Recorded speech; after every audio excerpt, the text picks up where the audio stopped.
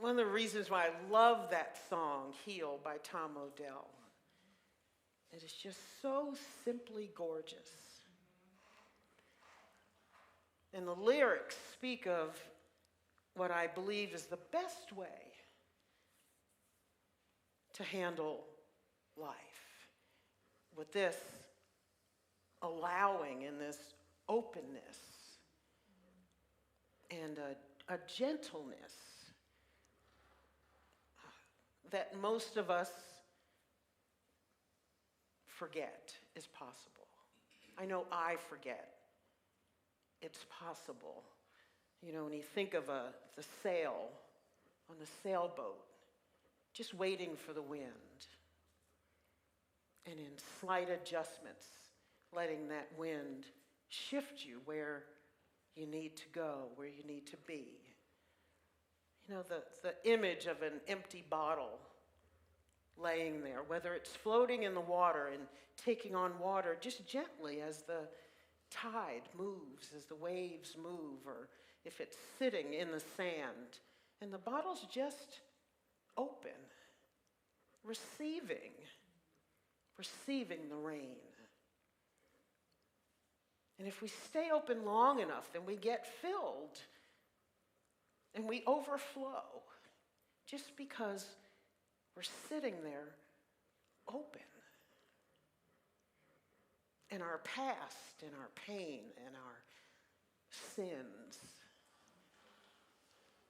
and all the things that we struggle with and fight with can all be taken care of through this allowing.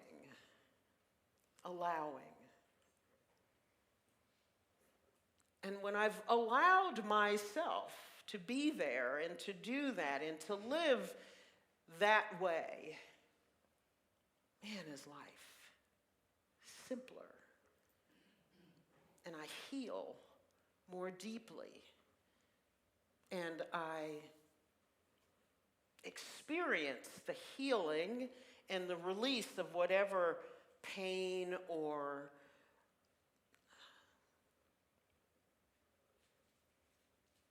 whatever's coming along in that journey through healing, as healing. All of that just kind of happens easily. And it doesn't mean it's easy as in I don't feel pain or that I'm not experiencing something as the healing is happening, that there isn't perhaps some moments of suffering and weeping and wailing and maybe moments of primal screaming. But it just means that in that allowing, that miracles happen, as Glenna was talking about. Those miracles. And yes, it's impossible to get to the miracles if we're not willing to be something new, something else, something more, something deeper in the process.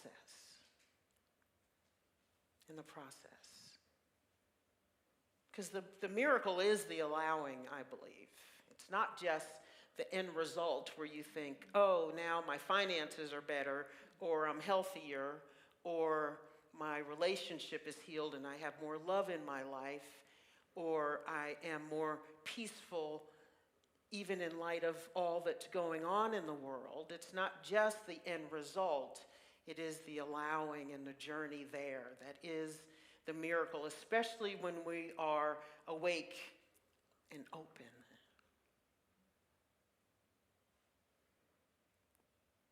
Awake and open.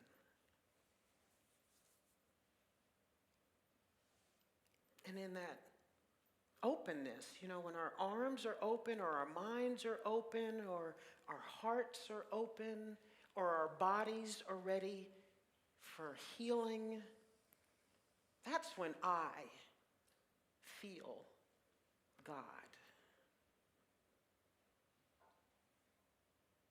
And know it. as God and know it as God. And again, just kind of have this blush of recognition or realization that that's all I had to do was to open my arms. That's all I had to do. It was waiting right there, like the rain, like the wind. It was right there, waiting for me to be open.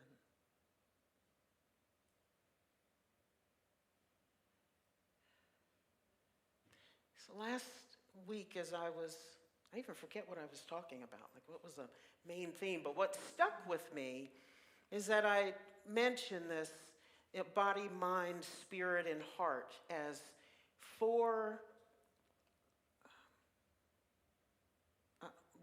now I speak of them as like subtle energies or bodies that I have. And I used to think of it as like four wheels on a car. And if you're neglecting one or some of them, then you might have how a flat tire feels, where you start to hear it and you're driving down the road and you hear this thump, thump, thump, thump, and you know something's not right. And sometimes we're thumping along on flats on all four. I've been there, and some of you may have been there too. And sometimes we just get used to that thump in the road, and we're just bumping along, bumping along, bumping along. And at some point, we may think, I'm tired of the bumping along. Maybe I need to inflate a tire or two or three or four. But I think this body, mind, spirit, and heart now really are so much more than that. And as I studied and went through that course of advanced consciousness and talking and learning about quantum physics and what's out there in the universe and what scientists are seeing and perceiving and trying to figure out and watching as they're watching things happening in experiments, that those four subtle bodies, that body, mind, spirit, and heart, is really conscious energy. Conscious energy with an intelligence that is infinite. And we are participating in that intelligence like a conversation with and as those subtle bodies. And that's why I do talk to my body, mind, spirit, and heart. Because science, quantum physics, is saying it's listening. And they don't know how it's listening. And they can't figure it out, but they know it's happening, and they're seeing it happen in experiments.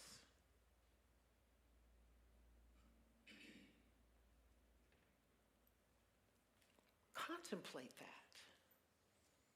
that your body is listening to you, to everything you say, as well as your mind and your heart and your spirit. Everything's listening. Everything is listening.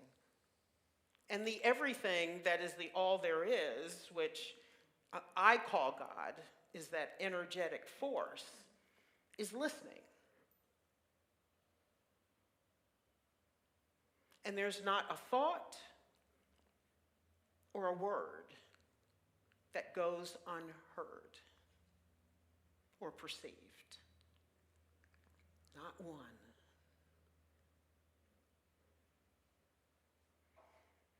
And so I've worked with that. And I'm experimenting with it. And I'm letting myself be in it. I'm allowing myself to experience the quantum world. We're experiencing it whether we want to or not, or think we are or not. You know, it's there. It's like gravity. You can, or the world being round. You can say it's flat if you want, but, you know. If you want to drive to the edge and stop because you think you're going to fall over, that's fine. but it hasn't happened yet. But these energies that are us are contemplating us as we are contemplating them. That's what science is saying. That's what quantum physics is saying. And really, metaphysicians have been saying it for a long time. Philosophers have been saying it for many, many, many years. They perceived it before science caught up and said, oh, something's listening.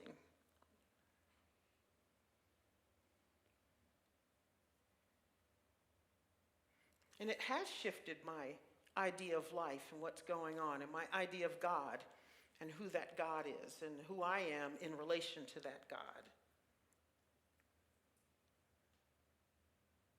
And for me, it has opened doors, and I think it can open doors, and it can open possibilities. And I remember a friend of mine, as we were having this discussion, said to me, but don't you lose the heart of it all?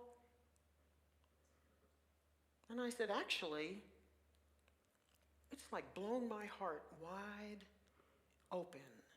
Because when I contemplate or attempt to contemplate the fact that there is something in this world that hears my every thought and word, I cease to have words. And actually, that's when I know I don't even have to utter a sound, because it's hearing my thoughts. It's feeling my heart. As I cry, it knows I'm crying. As I grieve, it knows I'm grieving.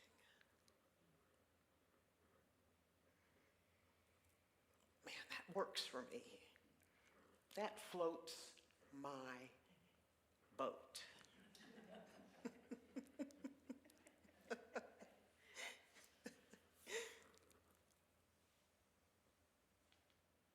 How many times have you wanted to be heard?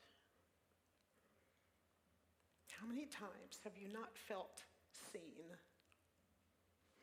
How many times do you think, have you felt that there was nothing in this world that thought you mattered?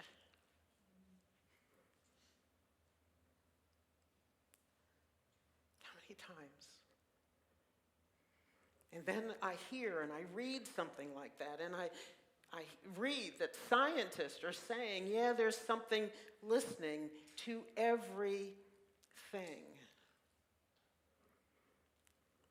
And the realization that I have always, always, always been heard and felt blows me away. Always, in your darkest hours, you have been heard and felt and seen. No matter what, no matter what. And some of you have been through some dark, dark days and moments, haven't you? Yeah, so have I. And none of that has escaped the divine.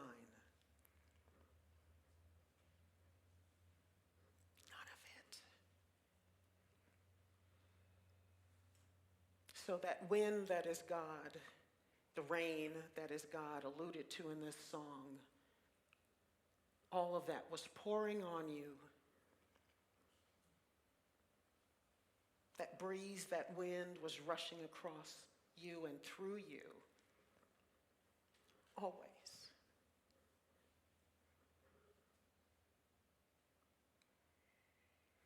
And it will continue when you reach another dark moment. And I think our work is to remember that, to solidify that somewhere in your psyche, in your memory, so that when you get there again, and we will all get there again to a moment where we think, I'm lost. And I want you to remember these words. That God hears and feels and knows all things.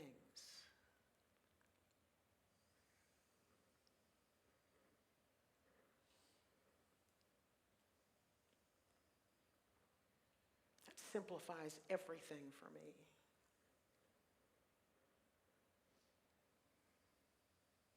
Simplifies everything. And it takes the sting or the fear, as the reading talked about. All fear of evil or pain or whatever it is that you might wake up in the middle of the night thinking about, feeling in your heart. Takes that away. Or in those moments when you do wake up, you might feel it for a moment and then you go, oh, there's an intelligence, a wisdom, a love that always sees me, is always with me, is always awaiting my arms to open, my heart to open, my mind to open. It's right there, right there, right there, right there.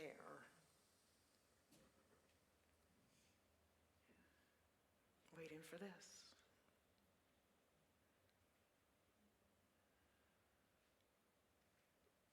Waiting for this. So it can pour into you.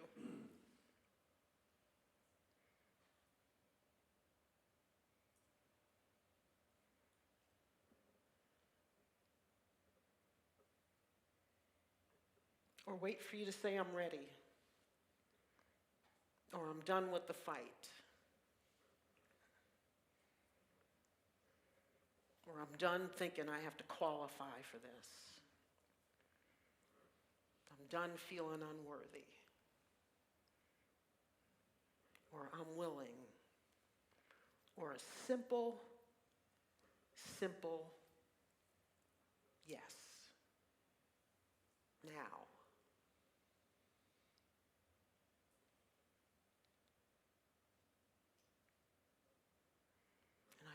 Said it before, and I'll say it as many times as Spirit leads me to say it. All we have to do is crack the door open. No grand gestures, no complicated prayers. Some of us are afraid to pray because we think we're not articulate enough. We won't say the right things. Or we won't be as specific as we need to be specific. Oh my gosh, what if I'm sent the wrong thing? That energy doesn't care. Because it knows the essence of your words and of your prayer and of your thoughts. It knows the prayers you don't even know you want to pray.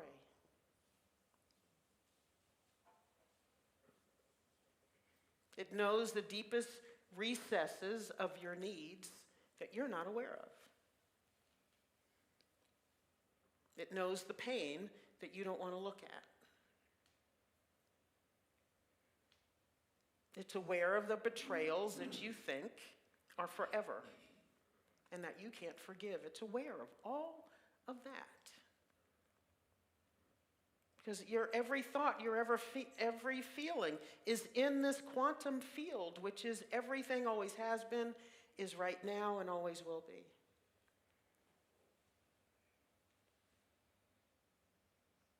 It was aware of it before you came here and had the experience that broke your heart. It was aware of it.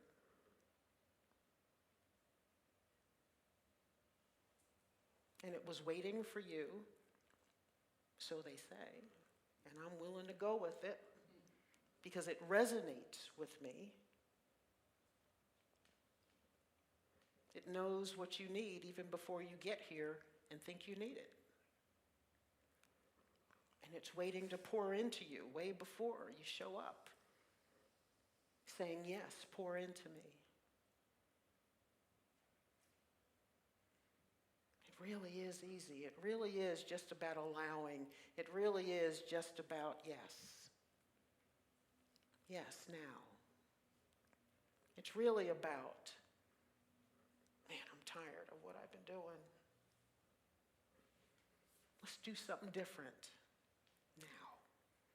And I don't know what it is, but I'm going to open my arms to whatever it is. I'm going to open up my arms. And Joe Dispenza says, he has said this, and this is his morning affirmation: surprise me. Surprise me. Knock my socks off. Surprise me.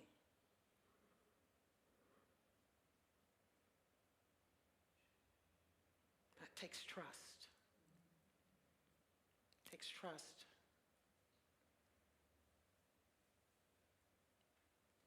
Folks who don't want surprises want control. They want to know what's going to happen up front. Tell me what it's going to look like, what it's going to feel like, and please tell me what you're going to want from me, so I can tell you which parts of that I'm not going to do.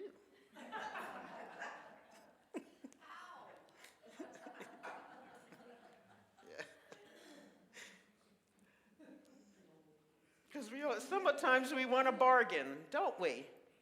We want a bargain. I know what you're asking of me. I'll give you 10% of that, but I'm not doing the rest. But please send a miracle. But please send a miracle.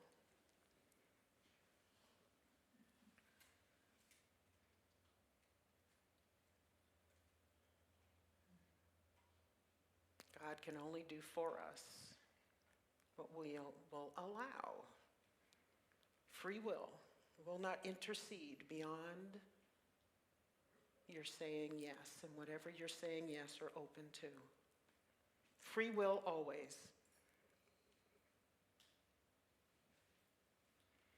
We have the power to claim life or death. So if you want to claim death, whatever that means, doesn't have to mean, I'm not talking about physical death necessarily, but we could be.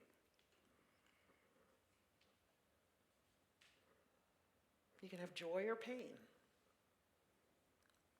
whatever you will allow. It says, I'm here to give it to you.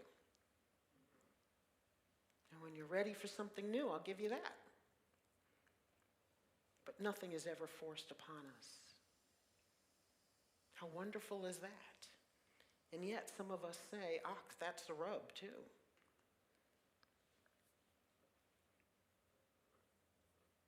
So let's just be open. I invite you to be open, to be the sail on the sailboat, to be the empty bottle, to be the vessel, to be the one that says yes, to open your arms, unclench your fist, relax your jaw, be open to surprises and miracles. And then enjoy that experience of feeling God move through you and as you and for you.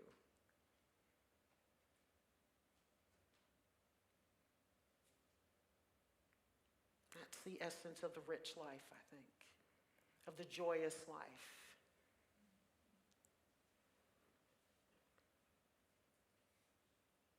Of the peace Jesus was talking about when he says, I give you my peace. My peace. Not any peace. My peace. The peace that he had as a master. Of knowing fully his oneness with God and being able to demonstrate, to execute those miracles which he knew God did through him and as him. That's the kind of peace we can all have, if we'll just say yes. Let's take this into meditation.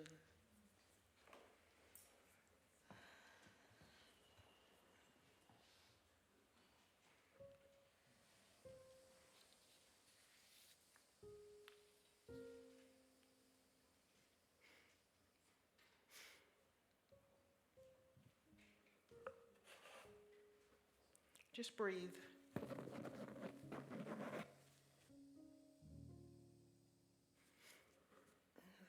Whatever you're feeling now, let yourself feel it. Let yourself feel it.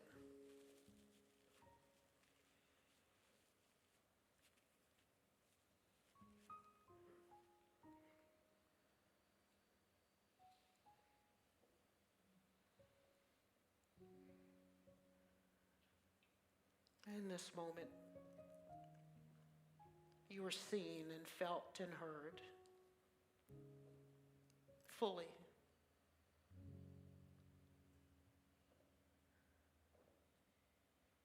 There's an intelligence that has always been, a wisdom, a love, a healing force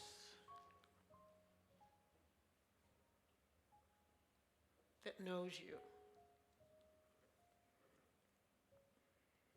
that wants you.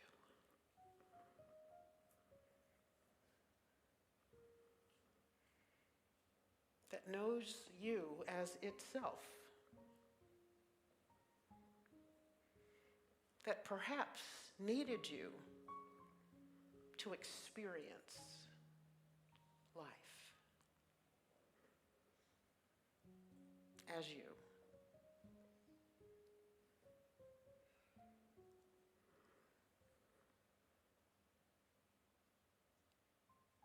So maybe the little boy or girl in you needs to know right now that they were always seen and heard.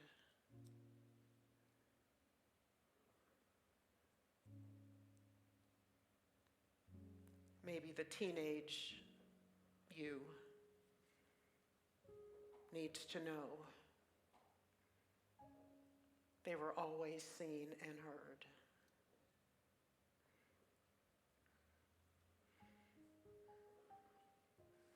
Maybe you in your 20s, 30s, 40s, 50s. Maybe you, as you are right now, right here, needs to know that you are seen and heard.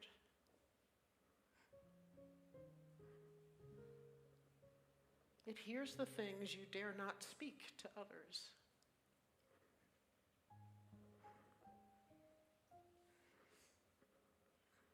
It sees you in those moments that you don't want to show yourselves to others.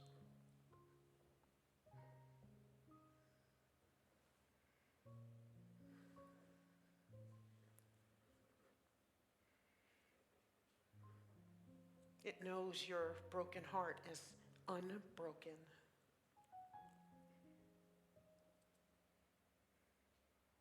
It knows your tired body or your tired mind or spirit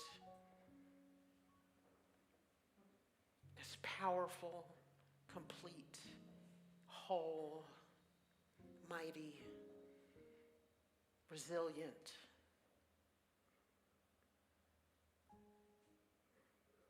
It knows you only as light and love.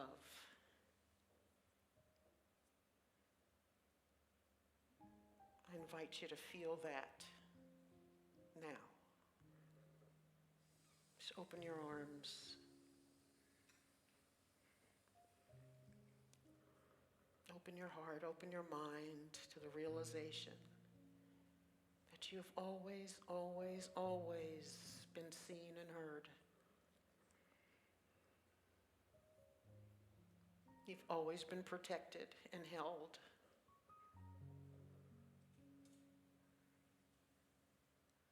Every tear, every moment of frustration has been treasured by this energy that is the all there is, that is God.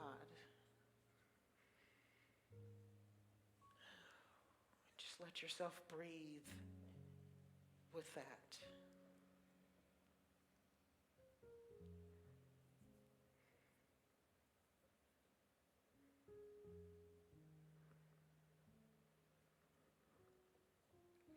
inner child, the inner teenager, the young adult, the adult that you are now, and sometimes wish you didn't have to be, is held and loved and protected and heard and seen always.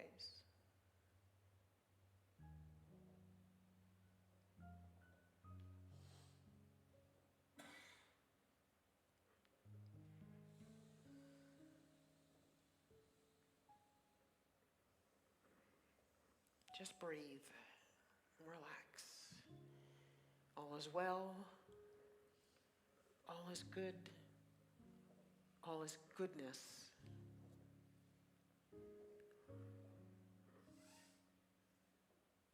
All is love. All is God. All is God.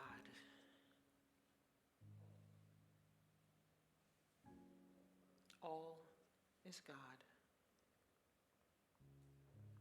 And so it is, and so it shall be. Amen.